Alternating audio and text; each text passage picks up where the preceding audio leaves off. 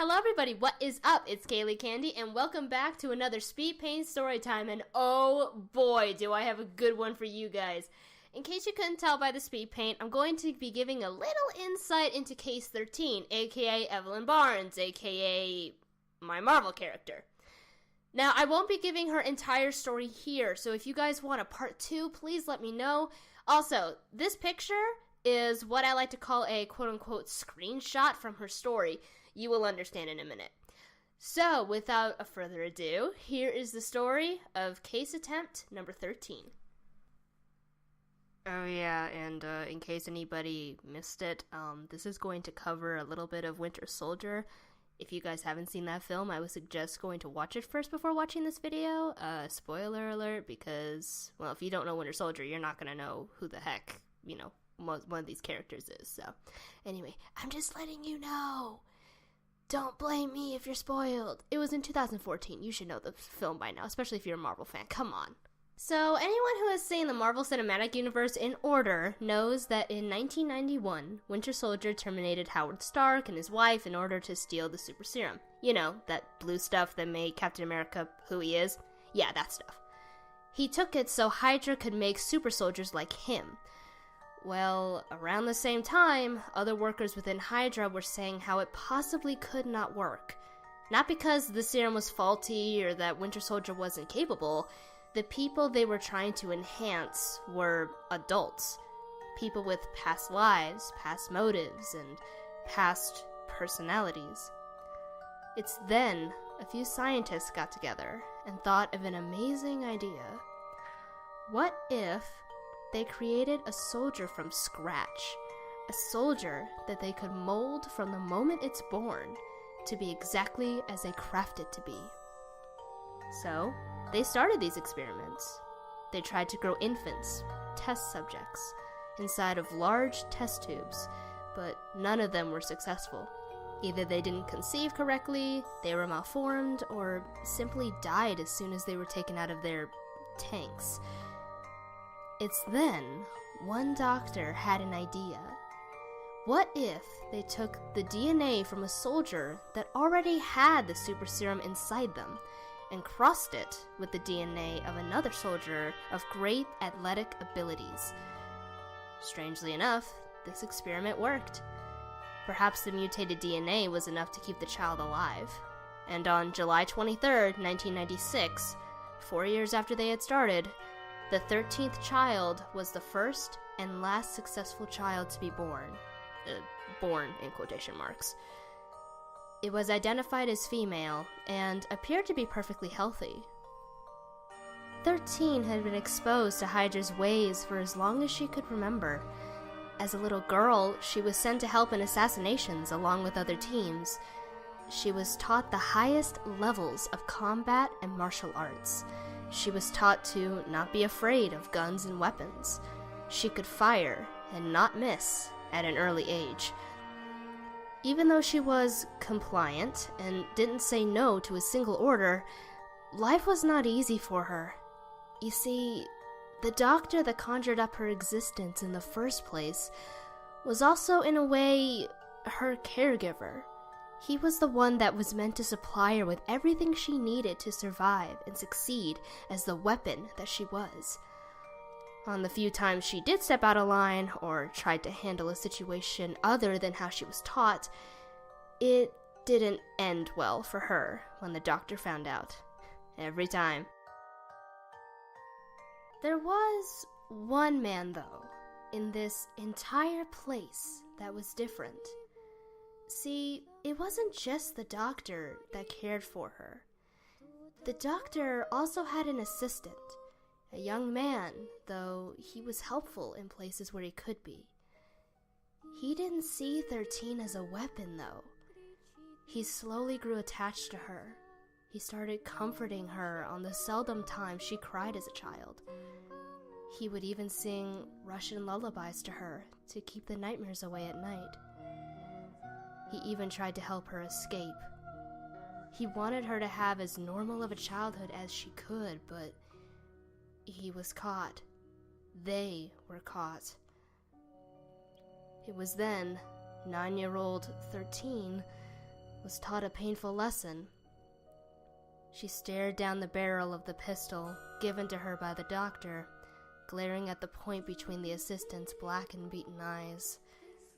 She had no choice. It was an order. Never grow attached to anyone.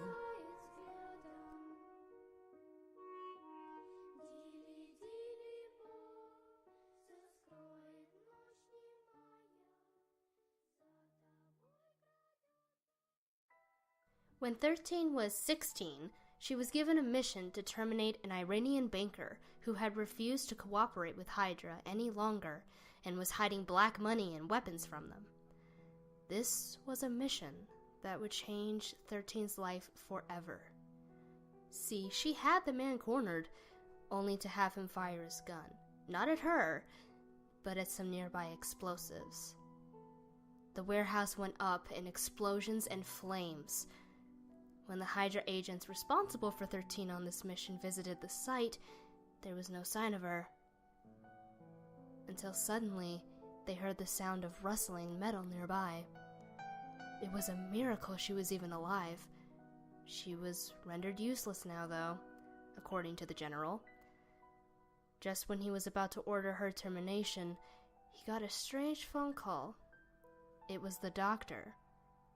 He wanted to retry the Winter Soldier experiment, and this was the perfect opportunity. When the call was finished, the general commanded his comrade to take 13 back to the base. When the metal was lifted off of her, it was a horrid sight, though the comrade didn't flinch.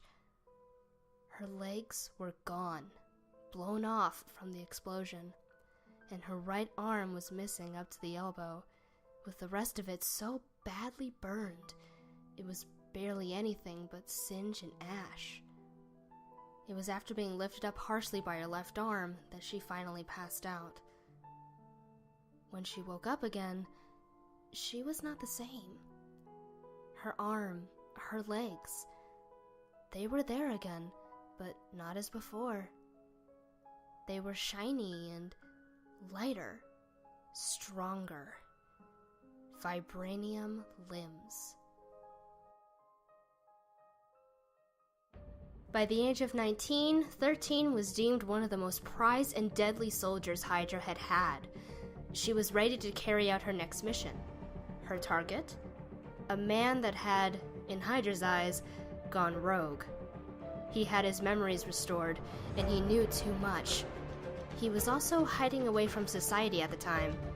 Case 02-Winter Soldier. Under the cover of darkness, 13 located Winter Soldier's location and devised a plan to terminate him.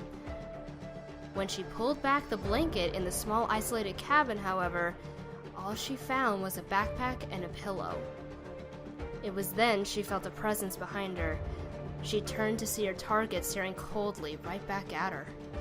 Her black mask hid her smirk.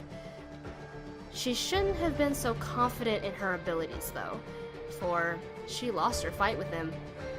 She woke up tied up to a pole in the small snow-enclosed cabin, her nose bloodied and broken from the fight. Barnes wanted to know who she was and where she was from. Of course, she didn't speak, even when Barnes started speaking in Russian for her. He decided to speed things up, taking a gun from his pack and placing it to her head. "If you don't tell me, I'll have no problem disposing your corpse in the snow." 13 only smirked and leaned her forehead against the barrel. "I'm not afraid of death," she said. "After all, it's not like you're a good shot." Barnes looked at her surprised.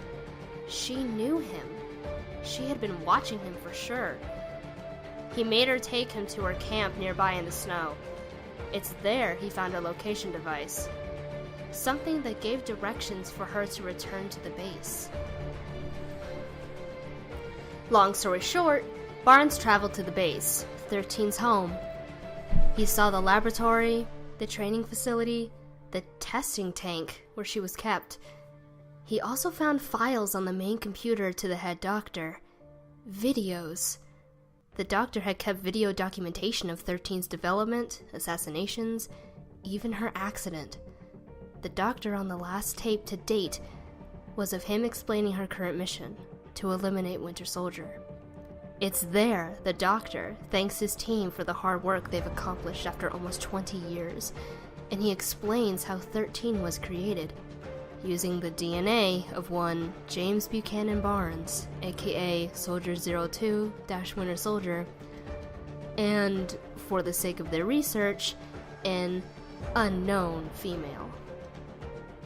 He knew it would be hard, but Barnes had to break her of this. He had to tell her the truth about Hydra. He had to get her free. But how was that possible? She was brainwashed since birth. He wasn't sure, but he felt he owed it to her to save her. But what was he going to do?